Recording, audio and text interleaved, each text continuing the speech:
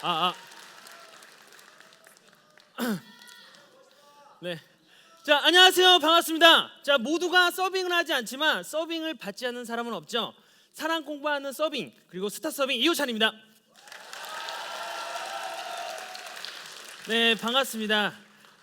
저는 그 한 달 전에 그 인터넷에다가 몸값 올리는 방법이라는 글을 썼었는데요. 네, 그 글이 화제가 되어서 이 자리에 서게 된 것 같습니다. 제목이 상당히 되게 현실적이죠. 그죠, 현실적입니다. 근데요, 제가 몸값 올리는 방법에 대해서 글을 썼지만 저는 그 서빙을 하고 있었습니다. 그러니까 저는 족발집에서 서빙을 했었고요. 바로 여기 시청 근처에 있는 족발집에서 서빙을 했습니다.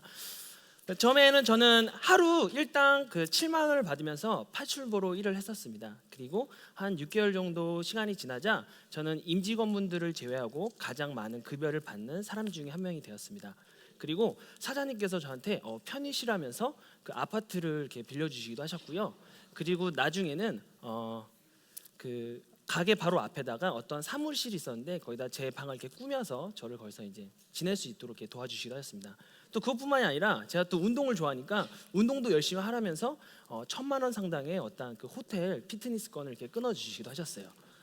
그리고 그 외부적으로는요, 대기업에서 두 군데에서 제가 받는 급여의 2배로 고정 급여를 주고 또 인센티브를 또 주겠다고 했었고요.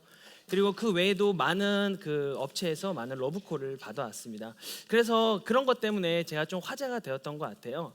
하지만 그 글에는요, 그런 이 부분만 제외하고 나머지는 사실 어떠한 사실에 대해서 이야기하고자 했었습니다. 그래서 저는 오늘 이 자리에 나온 이유는요, 그 사실과 그 비밀에 대해서 같이 공유하고 소통하고자 나왔습니다. 저는 현재 28살입니다. 제가 고등학교 졸업하고 나서 지금 이제 28살 때까지 제가 실패를 한 8번 정도 한 것 같아요. 어떻게 보면은 1년에 한 번씩 실패를 한 것 같아요. 제가 2006년에 제가 고3이었습니다. 그때 저는 여느 친구들처럼 이렇게 미니홈피를 보면서 얼짱들을 이렇게 구경을 했었어요. 그러다가 갑자기 제 뇌리에 딱 박힌 문구가 하나 떠올랐습니다. 패션의 완성은 얼짱이다라는 생각이 들었어요.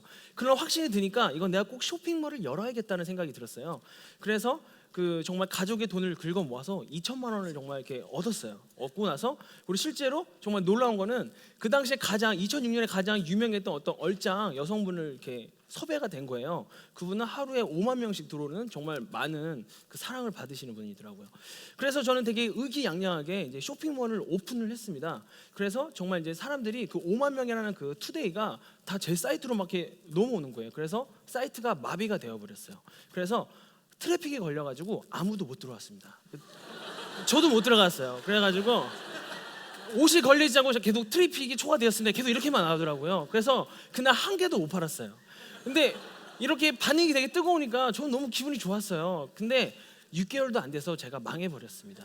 이게 엄청난 충격적이었는데요. 그게 왜 그랬냐면 이게 당연한 거였어요. 어떻게 고3짜리 애가 사람 관리를 할 줄 알았을까요? 재고 관리에 대해서 알았을까요? 어떻게 보면 망하는 게 정말 당연한 당연한 생각이라고 들었습니다. 그리고 가장 중요한 것은요, 제가 옷을 되게 잘 못 입는다는 거였어요. 그러니까 그냥 무턱대고 그냥 했던 거죠. 아까 보셨던 건데 이제 다들 이제 흥분하지 않고 다들 침착한 상태로 이제 제 사이트를 이제 들어와서 보게 되었는데, 제가 이제 이런 패션을 제가 제안을 했죠. 한번 입어보라. 그랬는데 아무도 입질 않았어요. 그래서 이 호피 조끼가 제일 많이 재고로 남았습니다. 하지만 저도 입지는 않았어요. 뭔지 느낌을 알 것 같았거든요. 그래서 저는 이제 그때 근데 사실 20살짜리고 뭔가 이렇게 사람들의 어떤 시선을 많이 신경 쓸 때니까 되게 쑥스럽고 되게 쪽팔렸어요. 그래서 근데 이거에 실패에 대해서 내가 생각을 해보니까 내가 사장의 자리에서 시작해서 망했구나. 내가 밑바닥부터 차근차근히 올라가지 않으면 되게 손실도 많고 되게 이득이 없겠구나라는 생각을 했었습니다. 이렇게 실패를 할 때마다 뭔가를 느끼면서 계속 도전들을 해왔죠. 그래서 자전거 전국 여행, 그다음에 음악, 그리고 세계 여행, 길거리 김밥 장사, 그리고 호주 워킹 홀리데이, 그리고 재수생도 했었고요. 그리고 재수생도 했었습니다. 공부하기 어려웠어요. 그래서 이번에는 지난주에 이제 실패한 게 있는데 바로 청춘 손세차장이라고 있었는데, 제가 세차장을 운영하는 거였는데 그것도 망해서 이게 건물주한테 쫓겨났어요. 그래서 하지만 가장 저에게 큰 실패는 바로 첫사랑이었습니다. 저는 첫사랑이 이루어질 줄 알았거든요. 정말 정말 많이 좋아했는데 이렇게 어떤 떠나게 되었습니다. 근데 이렇게 실패를 할 때마다 어떻게 보면 제 자신을 알아가게 되더라고요. 그러니까 실패를 한 번씩 겪을 때마다 그때 나오는 저의 어떤 성격과 그리고 저의 장점과 어떤 단점에 대해서 어떤 제 3자의 입장에서 아니면 솔직하게 대면할 수 있는 기회가 있더라고요. 그렇게 하다 보니까 제가 좋아하는 게 무엇인지도 알게 되었고요. 또 제가 좋아하면서 잘할 수 있는 게 뭔지를 알게 되었습니다. 그리고 제가 이렇게 실패를 많이 했지만 성공을 했다고 말할 수 있는 이유는 저는 이 실패를 통해서 가장 큰 발견을 했거든요. 그게 바로 저의 삶의 목적이라는 것을 찾게 되었습니다. 저는 이 삶의 목적을 갖고 서빙을 하기 시작했습니다. 이렇게 해서 이제 제가 족발집에 이제 입사를 하게 되었어요. 근데 제가 이제 처음에 입사를 했을 때 적응에 대해서 많이 경계를 했습니다. 그 전까지는 제가 어떠한 데에 들어가면 그 사람으로부터 또 일로부터 그 적응을 하려고 하고 뭐 이렇게 적응하기에 되게 바빴던 것 같아요. 마음이 급했던 거죠. 그리고 적응이 끝나면 융화되려고 했습니다. 하지만 융화가 전부가 아니라는 생각이 들었어요. 그래서 앞으로는 내가 적응을 하고 다시 어떠한 변화를 주자는 생각을 했었습니다. 변화를 주고 또 다시 적응이 되면 또 다른 변화를 주는 사람이 되고 싶었어요. 그래서 이제 저희 족발집은 맛도 있고 되게 청결도 되게 좋았습니다. 그래서 지금도 손님들이 1시간, 2시간씩 줄 서서 기다릴 만큼 정말 손님들이 되게 좋아하세요. 그런데 제 눈에는 뭔가 친절이 되게 부족해 보였어요. 그래서 이 친절을 내가 한번 채워봐야겠다는 생각을 했습니다. 근데 그 친절이라는 게 저만 친절하다고 해서 그 가게가 친절한 게 아니거든요. 같이 일하시는 동료분들도 친해야 되니까 친절해야 되니까 같이 친절하고자 저만의 변화가 아니라 모두의 변화를 이루고자 했었습니다.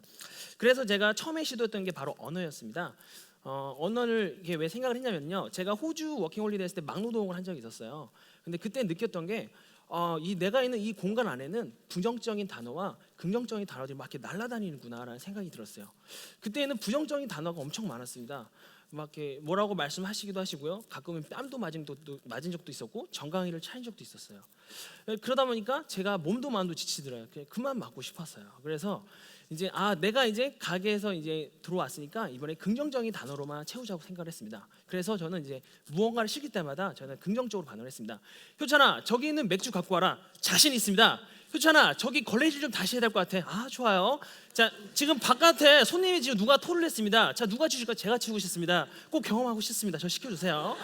이렇게 저는 0.5초도 생각하지 않고 시키는 것만 있으면 좋습니다. 좋아요. 남자는 힘 이러면서 저는 다 제가 하려고 했던 것 같아요. 일 욕심이 되게 많았던 것처럼 보인 것입니다.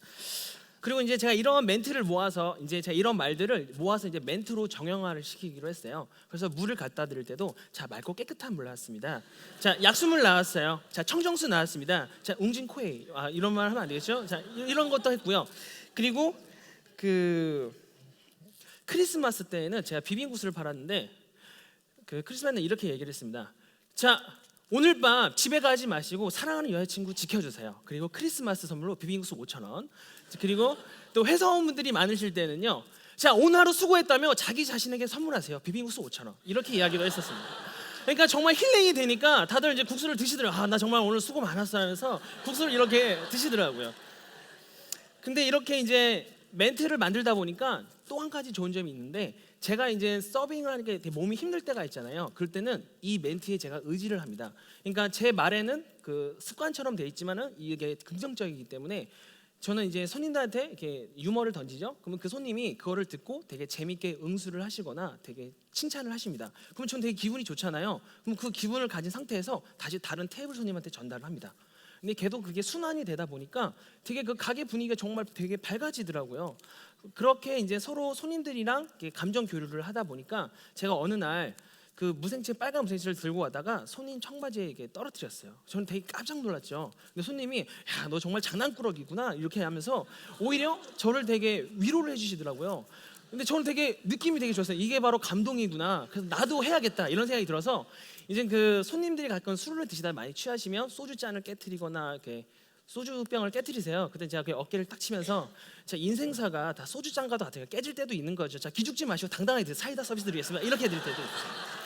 그러니까 손님들이 되게 더 기분이 좋아하시더라고요. 네, 그러니까 손님들은 그러니까 이렇게 서로 교류를 하다 보면은 이렇게 실수도 눈 감아주시는 게 손님이고 또 저 또한 손님들 되게 예쁘게 바라볼 수 있는 것 같습니다. 두 번째로 하자고 생각했던 거는 바로 예쁨을 받자는 생각이었습니다. 그 왜 보면 아기 엄마가 아기를 이렇게 웃겨주기 위해서 막 이렇게 재밌는 표정도 짓고 되게 제스처를 취하시잖아요. 그때 웃는 아기도 예쁘지만 그걸 하고 있는 엄마도 저는 되게 예쁘다는 생각이 들더라고요. 그래서 나도 이모님들한테 아니면 주방사한테 예쁨을 받아서 그 이모님들 마음에 예쁜 마음이 더 깃들길 바랬어요. 그래서 저는 달렸습니다. 1층과 2층 그리고 다른 건물의 2층과 포장 코너를 제가 돌아다니면서 이모님들 도와드릴 게 있으면 도와드리고요. 이모님이 등만 보였다면 바로 안마도 해드리고요. 그리고 그냥 지나가게 되더라도 하이파이브라도 치면서 지나갔습니다. 그렇게 하면서 저는 그 신발을 한 달에 한 번씩 바꿔 신어야 될 만큼 정말 많이 움직였어요. 제가 생각했던 모토는 바로 3초였습니다. 이 자리에서 3초 이상 서 있지 말자는 생각을 했었어요. 그러다 보니까 왼쪽 신발이 빵꾸 나기도 하고요. 초반 몇 달에는 다리를 쩔뚝쩔뚝거리겠습니다. 밤 9시만 되면 다리가 너무 아파서 쩔뚝쩔뚝거리기도 하더라고요. 그리고 저는 소금 그래프라고 있습니다. 제가 여름이든 겨울이든 땀이 나도록 계속 돌아다니니까 이게 땀이 나면 나중에 이게 하얀 선이 있어요. 근데 저는 이 선을 보고 내가 오늘 어제보다 내가 덜했구나 그런 그래프가 있었습니다. 뭐 그렇게 했는데도 저를 예뻐하시지 않는 이모님들이 있어요. 너 되게 오버한다 이렇게 말씀하시는 분들이 계셔요. 그분은 특별 그 관리 대상이었습니다. 그래서 어떻게 했냐면 이제 이모가 저한테 오늘 예민하게 갑자기 짜증을 내세요. 그러면 저는 적습니다. 27일 날 이모가 나에게 화를 냈다 이렇게 적었어요. 그리고 다음 달 이모가 또 27일 날 또 화를 내요. 이모가 27일 화를 냈다. 이모 오늘 생리 이렇게 적었습니다. 그래서 저는 저만의 이모님들의 생리 주기가 다 이렇게 있었어요. 그래서 정말이에요. 그래서 이제 우선순위로 제가 이제 이모님들이 같이 맥주바스를 들고 와도 그 생리라고 생각하는 분에게 먼저 도와드리고 좀 말이라도 좀 더 배려해드리고 뭔가 이모를 좀 더 도와드리려고 했던 것 같아요. 그러다 보니까 지금은 감사합니다. 네. 그러다 보니까 저는 정말로 지금 저를 싫어하시는 분이 아무도 안 계세요. 그래서 제가 이제 거기를 그만두었지만 제가 어제 이제 거기를 들렸는데 저를 우시면서 반겨주시는 분도 있을 만큼 저는 되게 큰 감동이었습니다. 그 서빙을 하면서 이모님들이나 아니면 서빙하는 사람들이 가장 많이 스트레스를 받는 게 뭔지 아시나요? 바로 자격지심입니다. 그 자격지심이 뭐냐면요, 야, 저 사람이 나한테 이렇게 했는데 나 서빙한다고 무시하는 거 아니야? 저 사람은 나보다 나이도 어린 것 같은데 자꾸 손님들이 어떤 걸 할 때마다 자기의 서빙해가지고 무시한다고 생각을 하시니까 더 냉랭하게 대하시기도 하고 어떨 때는 싸움이 나시기도 하셨어요. 하지만 저는 그런 스트레스를 전혀 받지 않았습니다. 왜냐하면 저는 서빙에 대해서 많은 고민을 했었고 그리고 고민한 만큼 자부심도 있었습니다. 그리고 그 사람들이 이렇게 많이 물어보세요. 그 사장님 아니세요? 아니면 사장님 아들이신가 이렇게 물어볼 때가 있었습니다. 근데 그리고 동료들도 야, 너 정말 사장 마인드로 일한다라고 생각을 하셨는데요. 저는 한 번도 제가 사장 마인드로 일한 적이 없습니다. 왜냐하면 제가 진짜 사장이라고 생각을 했기 때문입니다. 그래서 저는 그 이유가 뭐냐면요, 그 사장 마인드를 갖게 되면 보상을 바라게 되더라고요. 내가 뭘 해서 자꾸 보상을 바라다 보니까 근데 사실은 사장 마인드로 해서 사람들이 사장의 월급을 주는 건 아니잖아요. 그때 저는 지친다고 생각을 했습니다. 가장 중요한 건 바로 저라는 기업의 사장이어야 된다는 생각을 했습니다. 그래서 저는 지금까지 태어나서 한 번도 아르바이트를 해본 적이 없는 것 같아요.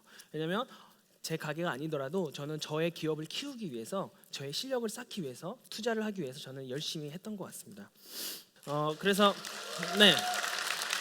그렇습니다. 그래서 그 사실은 외부의 어떤 보상 같은 것을 저한테 해준다고 해도 저는 그게 사실은 중요하지 않았어요. 왜냐하면 저에게는 삶의 목적이 있었기 때문에 그런 외부의 어떤 보상들이 저에게 되게 사소했던 겁니다. 그래서 대기업을 거절할 수 있었던 거고요.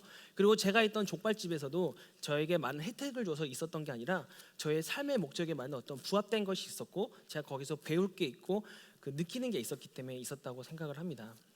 저희 부모님은요, 두 분 다 정신지체 장애인이십니다. 그래서 그 제가 초등학교 때는요, 엄마가 채집통에다 야, 효찬아 메뚜기 갖고 왔었는데 사마귀가 막 여러 마리가 있었어요. 그래서 그때 깜짝 놀라기도 했었고 또 제가 초등학교 때 이제 수영장을 가게 됐는데 그때 이제 어머니께서 챙겨주신 수영복이 흰 팬티였어요.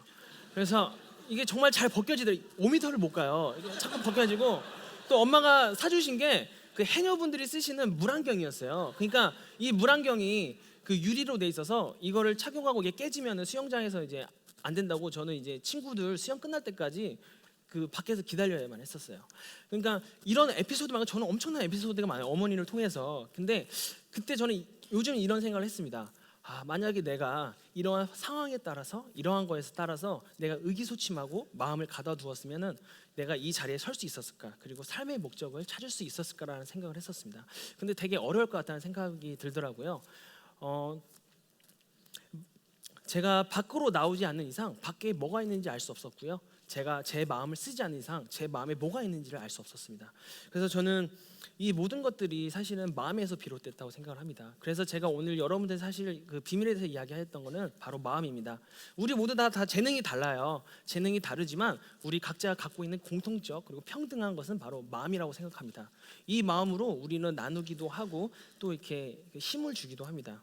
그래서 제가 이 서빙에 대해서 제가 자부심을 가질 수 있었던 것도, 저는 사람들이 뭐라고 얘기를 해도 제 마음을 담아서 또 거기에 의미를 부여하고 거기에 재미를 주다 보니까, 그래서 사람들이 저를 더 이렇게 좋게 봐주셨던 것 같습니다. 그래서 우리 모두 다 그 마음을 다해서 살았으면 좋겠고요. 저도 앞으로도 마음을 다해 살도록 하겠습니다. 지금까지 스타 서빙 이호찬이었습니다. 네. 네.